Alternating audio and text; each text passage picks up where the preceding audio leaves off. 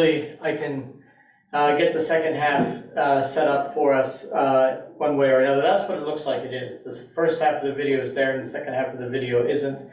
If not, I'll make do with what's up there and revise the test and so forth and take care of it. So answer what you can, and we'll do the best we can with that. And that information that is missing, I'll have to deal with that some other way on another year.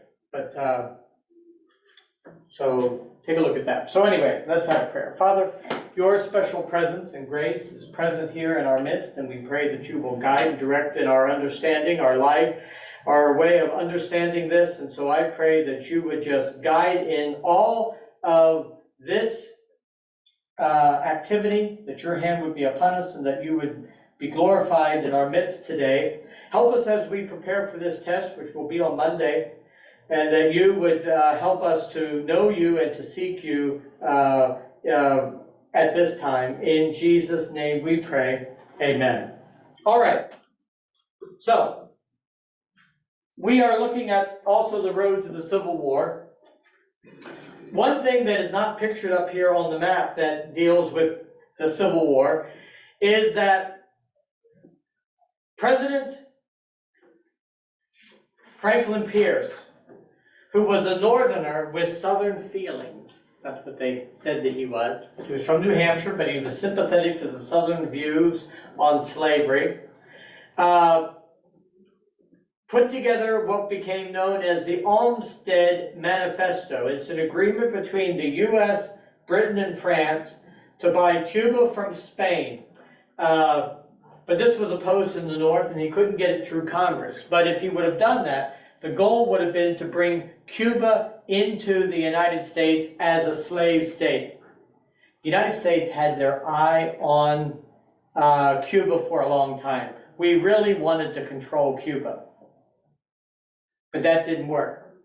Then Kansas will break open in terrible violence.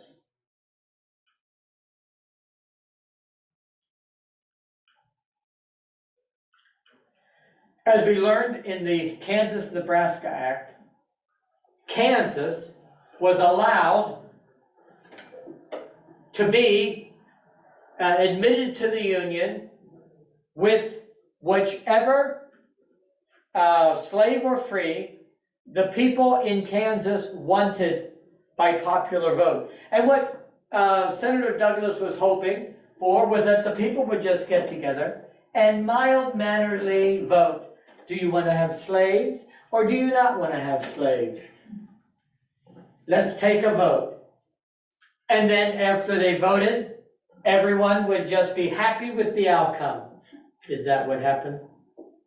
No. The entire United States saw this as a referendum on the future of the nation. It was a bold game of who gets there first. Missouri Senator David Atchison, even though Missouri is north of the Missouri Compromise, it is a slave state. It promoted slaveholders' right to immigrate to Kansas, and people from the South moved to Kansas by the hundreds in order to try and stack the vote. Not to be outdone.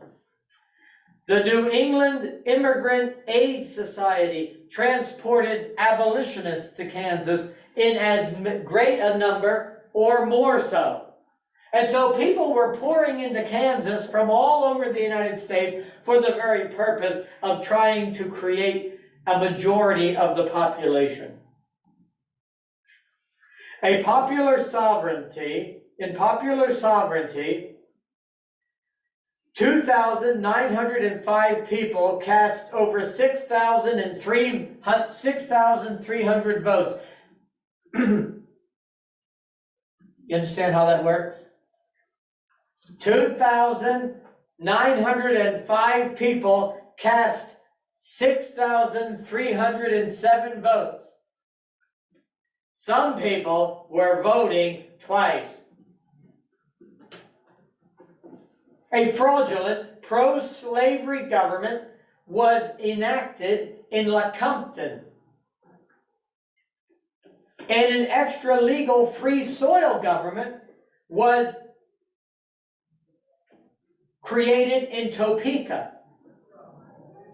So for a while, Kansas had 2 state governments, 2 governors, 2 legislatures, one saying they were free, the other saying that they were pro-slavery. And really, what you're saying is that the fraudulent side, the pro-slavery side, won the referendum, but they had cheated. Then the ones who lost set up a government without legal authorization, even though they believed that they had won the vote. Then Lawrence, Kansas, which was an anti-slavery settlement. A pro-slavery mob destroyed Lawrence, Kansas, and the Free Soil Governor's house. John Brown will retaliate by hacking 5 men and boys on Potawatomi Creek. In the end, over 200 people will die in the resulting war for Kansas.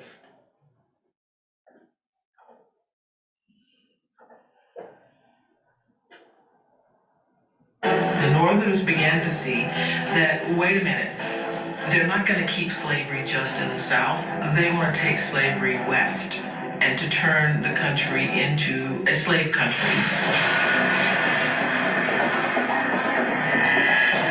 Americans from all over the country are flooding into the new territories on the frontier. Each becomes a battleground.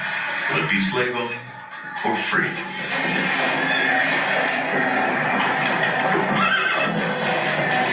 It comes to a head in Kansas.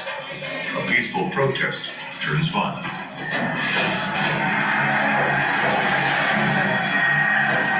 Emotions run high. Towns are terrorized. Stores robbed. Homesteads burned. North and South are polarized. Neither side will back down. One man will stop at nothing to abolish slavery. John Brown, a folk hero in the North, a terrorist to the South. He thinks he's fighting a holy war. He believes himself to be God's chosen instrument. He will murder for his cause. John Brown is one of those controversial figures about whom almost anything you can say is true. He's a terrorist in our modern terms. He's a revolutionary. The divide between North and South is an open wound. Kansas bleeds for 2 years. More than 200 dead. America is on the road to war. Slavery is tearing the nation apart. America is built on a number of distinct fault lines. One, of course, was slavery and freedom. That was a fault line that had to be addressed. So, one of the things we'll remember is that James Buchanan, who is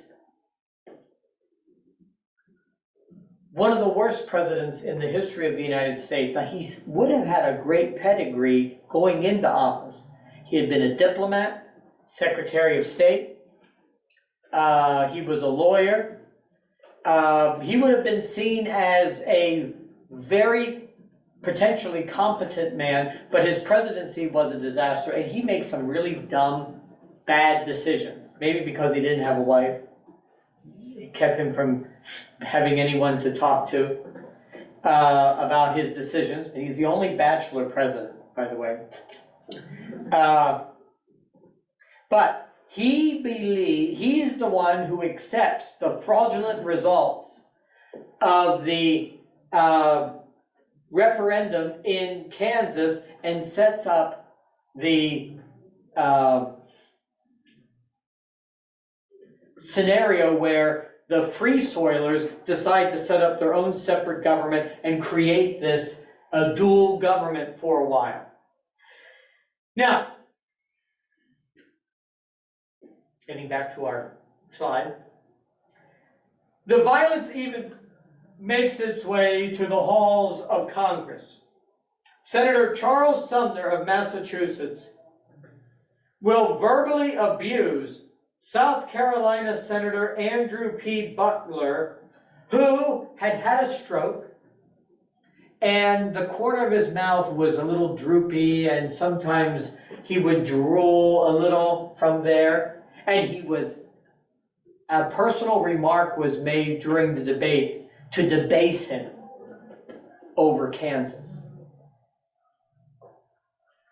In response, Preston K. Brooks, a representative, a member of Congress from South Carolina, went into the Congress and beat Charles Sumner at his desk so violently with a cane that he ripped the desk from the floor. It was bolted fast to the floor to try and defend himself. In fact, he broke his cane in the process. The senator was so injured in this attack, it took him 3 years to recuperate so he could renew his duties here in the Capitol. And this was a day when you could do that and not be arrested for assault. In fact, people held other senators and representatives back so that he could continue to beat him. People sent him new canes in the mail to replace the one he broke. This is the actual cane, which is on display at the Museum of South Carolina History. This event shocked the nation.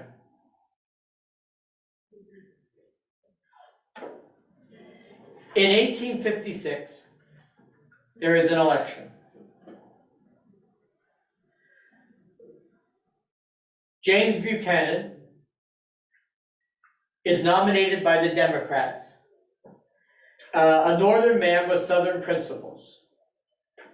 The Republicans will nominate John C. Fremont, the Pathfinder of the West, who is married to the daughter of famous Missouri Senator Pierce Butler. American Party nominee is Millard Fillmore. Now, Millard Fillmore is a former vice president and president who's trying to get back into office. He's from New York. Now, he knew nothing about the know-nothings. He's the perfect person to be running on the American ticket because he had never attended a know-nothing meeting, so he could really say he knew nothing about the know-nothings. Millard Fillmore, James Buchanan was the only national candidate. The know-nothings were basically in the South. The Republicans were basically in the North. The Republicans won several of the northern states. There were enough Democrats that they overcame the know-nothings in the South, Maryland being the only exception where the know-nothings won. As a result, the Republicans realized, though, that they had no hope of winning in the South, but they might win the presidency if they could flip the board on all the northern states. There was enough support to give them the White House. That's exactly what they will set out to do next time. Now, the first thing, James Buchanan and the Dred Scott decision. Now, Dred Scott was a slave that had lived in free territory for many years. And living in free territory, he believed that he was free. That when he was taken first to Illinois, then to Iowa, that he was able to claim that he was free. Eventually, they will make their way into what is now Nebraska territory. He sued for freedom on the basis that he was now living in free territory, therefore he should be free. James Buchanan intentionally interfered with this. In fact, in his inaugural address, he will say what his opinion is and what he hopes the court will do. Say that he has no rights. Now,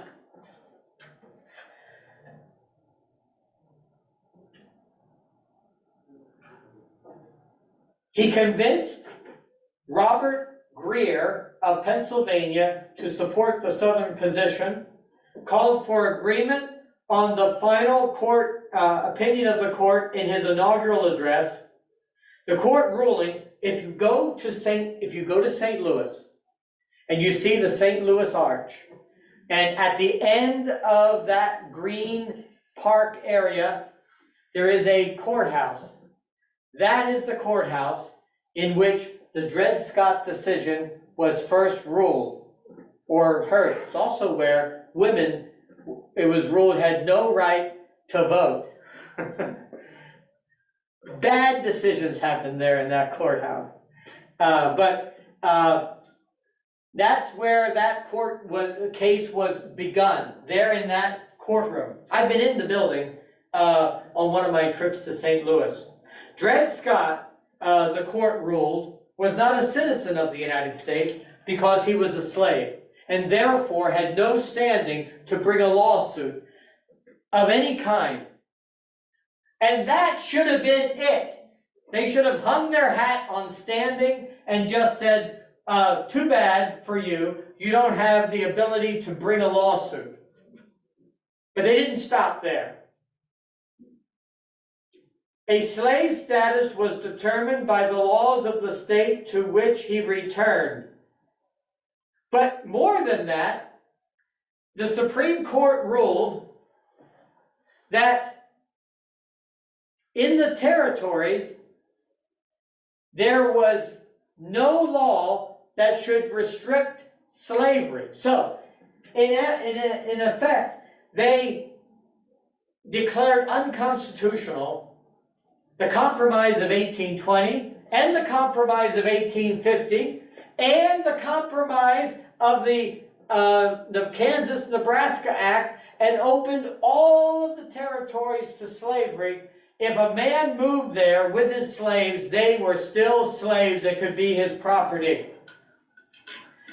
And beyond that, the Supreme Court Chief Justice Roger Taney said that a black man had no rights a white man was obligated to respect. He thought he had finally solved the issue of race in America for all time.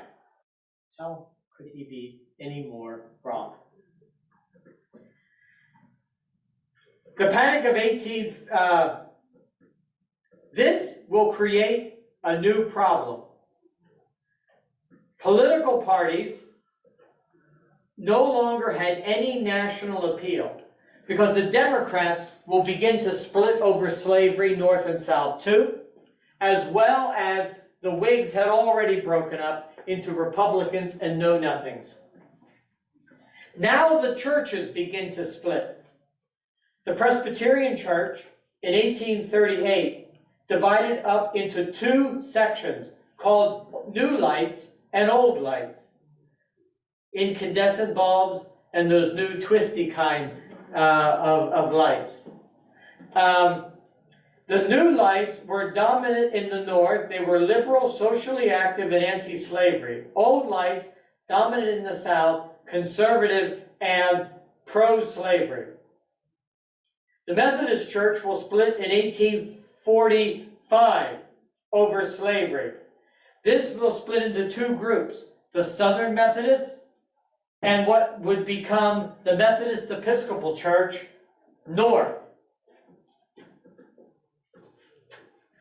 Then you have the Baptists, who also split in 1845. the Southern Baptists, and Northern Baptists that today are known as the American Baptist Church, which is more liberal than the Southern Baptists, which still have the name Southern Baptist, but they can be anywhere. North, South, East, and West Baptist. But there are a whole bunch of different kinds of Baptists. But Northern Baptists today are the American Baptist Church, and that church is far more liberal than the Southern Baptists.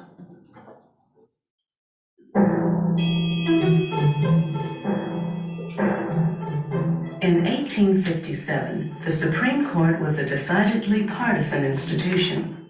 Of the 9 Supreme Court justices, 7 were pro-slavery Democrats. 5 came from slaveholding families. Their desire to secure the rights of slaveholders would cause them to make the most infamous judicial decision in American history. The man who started it all was named Dred Scott. Dred Scott was a slave born in Virginia. His master ultimately moves him to St. Louis, where he is sold a couple of times and ultimately ends up in the hands of a man named John Emerson.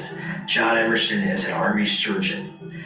And when John Emerson is posted to various frontier forts, the first one is in what is today Rock Island, Illinois, he takes Dred Scott with him as his servant.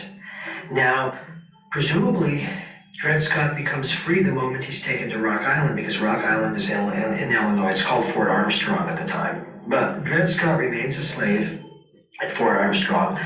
And then his master takes him to Fort Snelling, which is today St. Paul, Minnesota. Now that is the area that was made free under the Missouri Compromise. Several years later, Dred Scott returned to St. Louis with his master. But after Emerson died, Scott sued for his freedom on the grounds that since he had lived in free territory, he was no longer a slave. A jury of 12 white men in a St. Louis circuit court judged him legally free. 2 years later, the Missouri Supreme Court reverses this. They reverse precedents going back to the beginning of Missouri statehood. And they are very frank about it. They say times have changed.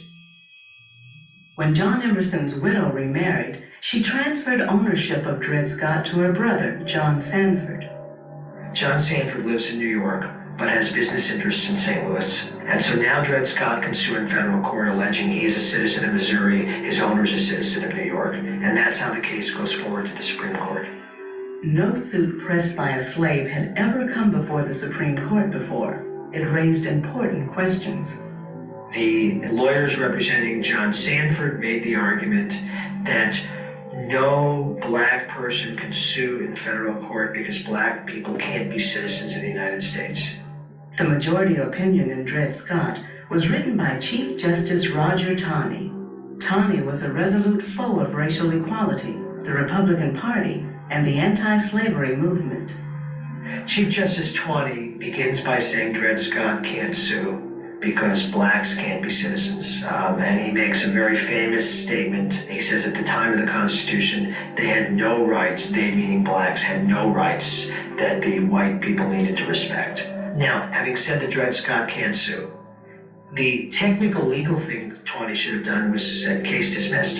Because obviously if Dred Scott can't sue, then he can't be in court. Taney can't hear the case any longer. But Chief Justice Taney didn't stop there. Taney goes on to face another constitutional question, the question of whether Congress could constitutionally have passed the Missouri Compromise. Did Congress have the power to prohibit slavery in the Western territories? And here he makes an argument based on the Fifth Amendment to the Constitution. The Fifth Amendment says you cannot be deprived of your property without due process of law. And so he makes the argument that the federal territories cannot ban slavery because slavery is a fundamentally protected property within the United States constitutional scheme. He says, basically, look, the Constitution is pro-slavery. We have a pro-slavery country. Slavery is a protected property. It's protected more than any other kind of property. And it's protected in the territories. This was also, by the way, essentially a drop-dead letter to the New Republican Party, because the New Republican Party, organized in 1854 after the Kansas-Nebraska Act, was based on the theory that you should stop slavery from spreading into the territories. fearlessly declare that there never was under the whole heaven a more atrocious, wholesale wickedness perpetrated upon the bench of justice than this. Such a decision cannot stand. All that is merciful and just on earth and in heaven will execrate and despise this edict of Tani. The nation has achieved a triumph. Sectionalism has been rebuked and abolitionism has been staggered and stunned. Dred Scott himself was purchased by the sons of a former owner and set free a year later. But the controversy surrounding the Dred Scott decision did not quickly die down. It's that third element in the triangle of disasters, I suppose, in the pre-Civil War decade.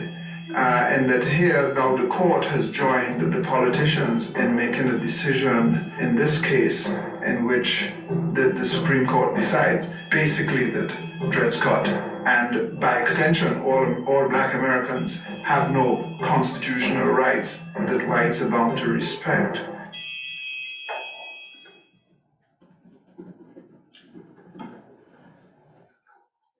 So that was Dred Scott. In light of this, many people were politically awakened.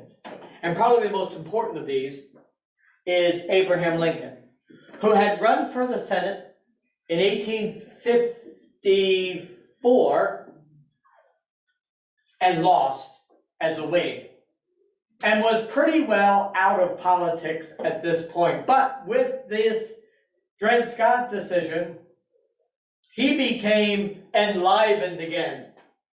And he decided to run for the Senate as a Republican. Now back then, people didn't vote for the Senate in the same way they do now. Senators were elected by the legislature, so you had to hope that you could convince enough people to vote for a Republican member of the legislature, and then they would then elect a senator themselves. One of the most important things that takes place is that there is a series of 7 debates with the central issue of slavery from August 21 until October 15th of 1858, and these created national attention. Stephen Douglas was a nationally known Democrat, incumbent senator, short and stocky, an impeccable dresser, campaigned in a private railroad car, and an experienced and master of the Senate. He was also Mr. Lincoln's wife's boyfriend before she married Lincoln.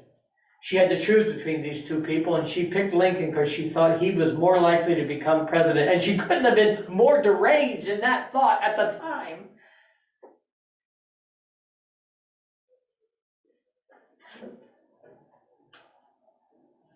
Abraham Lincoln, who is the Republican candidate, was a local Republican politician who had apparently been outside of the state of Illinois.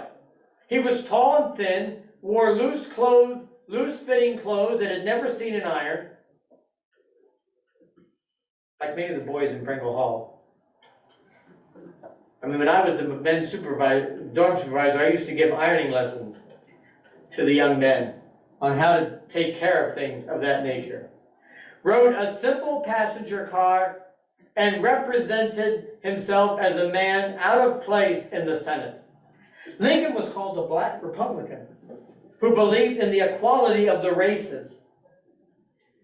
Douglas called a fanatical pro-slavery man who wanted to spread slavery to all the states. That is not exactly true of him, but he was a believer in popular sovereignty. Douglas was elected by the Illinois legislature, but Lincoln's support received more votes. And so it was believed that Lincoln actually, if there was the vote would have been of the citizens, he would have won. But his party had fewer votes in the legislature, and so Douglas was reelected.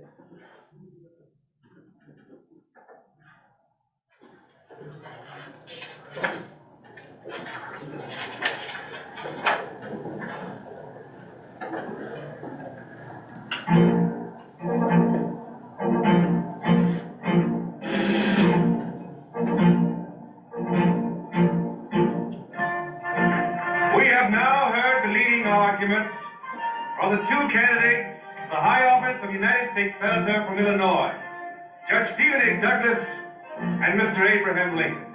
According to the usual custom of debate, each of the candidates will now speak in rebuttal.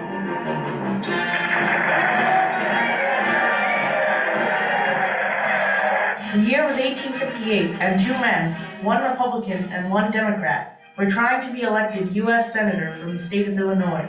The issue dividing our nation at that time was slavery. The two men agreed to debate each other 7 times in 7 different cities in Illinois. Let's meet the two candidates. Stephen Douglas was the Democratic candidate, and he took the position that slavery should be allowed to expand into those new territories. And Douglas actually believed that it should be up to the people of the states to decide whether they should have slavery or not. He wasn't actually for slavery, and a lot of people thought in these arguments that it comes across that he's for slavery. He just really believed that it was up to the people to make the decision. Lincoln believed that slavery was morally wrong and violated freedoms. He once said, "A house divided against itself cannot stand," because he knew this issue was tearing apart the country. He actually never specifically called for the abolition of slavery, but more the fact that it would be confined to the existing southern states, and then eventually marked for ultimate extinction. That as the country grew, the other states would come in as free states, and there eventually would be many more free states than there were slave states, and eventually slavery would die out. And we can go on, as we have done, increasing in wealth, in population, in power, until we shall become the... In each debate, one candidate would open with a 60-minute address. The other would then speak for 90 minutes. The first then had 30 minutes of rebuttal for a total of 3 hours. So both of these men were getting up and speaking to a crowd for an hour and a half, and generally it was with minimal notes. And these were big pageants they'd have.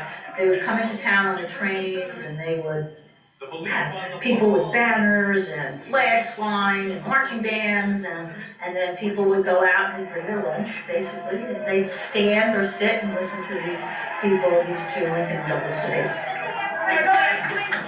Now I confess myself as belonging to that class in the country who contemplates slavery as a moral, social, and political evil, but nevertheless desire a policy that looks to it as a wrong, and hopefully to the time when as a wrong it may come to an end.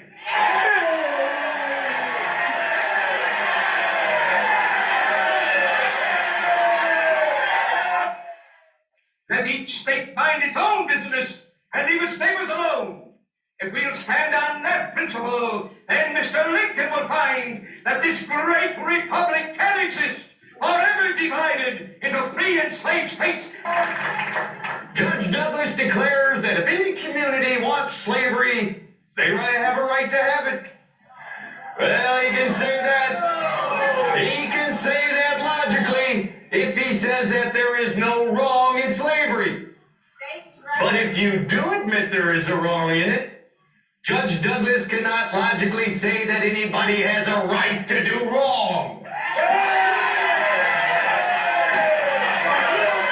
Neither man truly took a position in terms of favoring either the abolition of slavery or favoring slavery as a concept.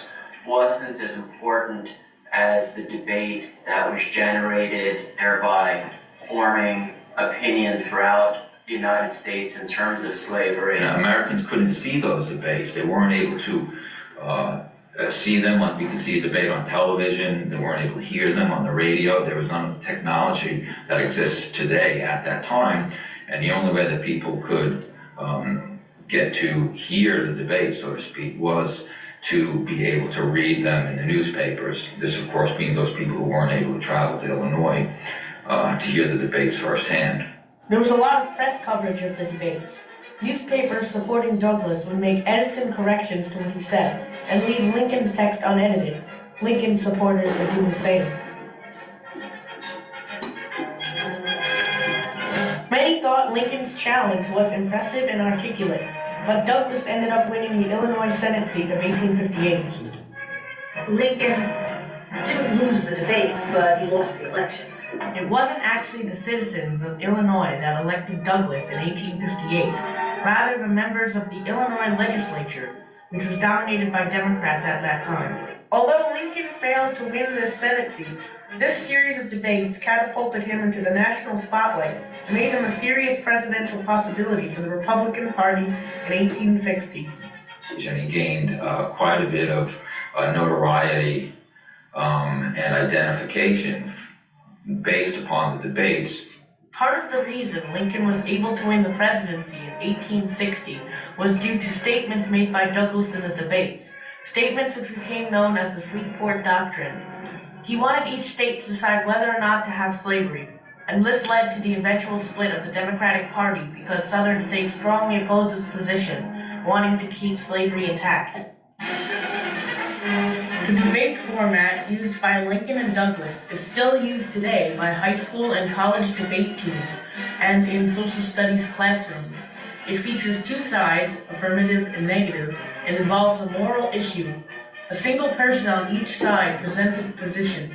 Arguments are divided into timed segments and go back and forth between the pro and the con sides, with each side presenting its argument, providing evidence to support their argument, and offering rebuttals. It started as a local political race between an incumbent and a virtual unknown, yet its consequences would affect the future of the entire nation, from an increased awareness of the issue of slavery to Douglas's 1858 win, to Lincoln's emergence as a national figure in 1860 presidential victory, which eventually led to the secession of the Southern states and ultimately the Civil War. Even now, 150 years later, the effects of the Lincoln-Douglas debates are still impacting our nation today.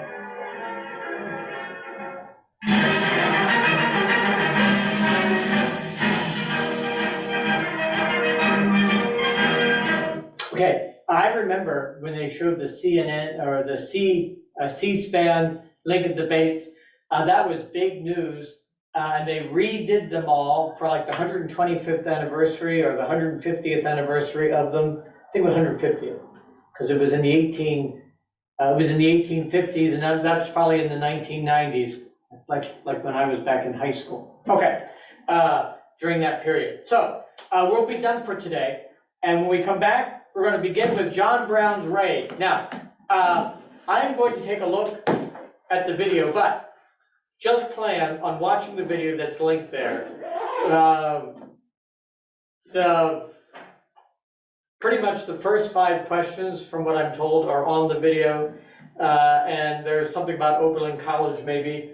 I'll send a notice that some of the questions are not in it because it's not all there. And I'm not going to deal with any more than that, and 45 minutes of watching that is probably as much as you want to do over the weekend. So anyway, that's good for me for right now, and I will see what I can do as far as getting the correct, if I can get the video posted some other way for a future class, but I'm not dealing with it for you guys. I'm glad that I found at least part of it. When you come to answering the rest of the questions on Populi, just mark that this for questions 6, 7, 8, and 10 that this is not on the video that's on the link.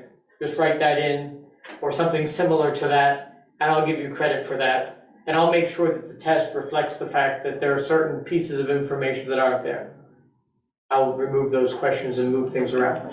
All right, but I'm disappointed not seeing that because some of the material that you are missing from there is really fascinating stuff. And we should go on a trip to Ripley, Ohio. That is such a beautiful town, right along the river, and it's really gorgeous this time of year, although the bears are gone. There used to be a man who had 3 bears in a pen in his backyard, and you could go see them while you were there, but I'm told the bears died. Oh. The video does say it's the complete thing. It does, it's a lie. I couldn't find the answers. Well, I'm fine with that. I mean, the idea, because if you're saying that the video in the library is like 100 and some minutes and this is only 45, and I didn't check those two things in the time, then there is stuff missing from it. It has to be. I didn't check if it was the same producer. Oh, it's the same thing. I mean, I saw enough of it to know this is the same video. Okay. Yeah, it is. I just didn't watch through the whole thing. I just saw the beginning of it, and the lady who walks out and talks about the Underground Railroad, and it's not trains rushing underneath the ground. Yeah. I said, this is it. I don't have to watch the whole thing. This is the right thing. Well, it wasn't all there. But anyway, thank you so much. Yes, Thank thank you. you.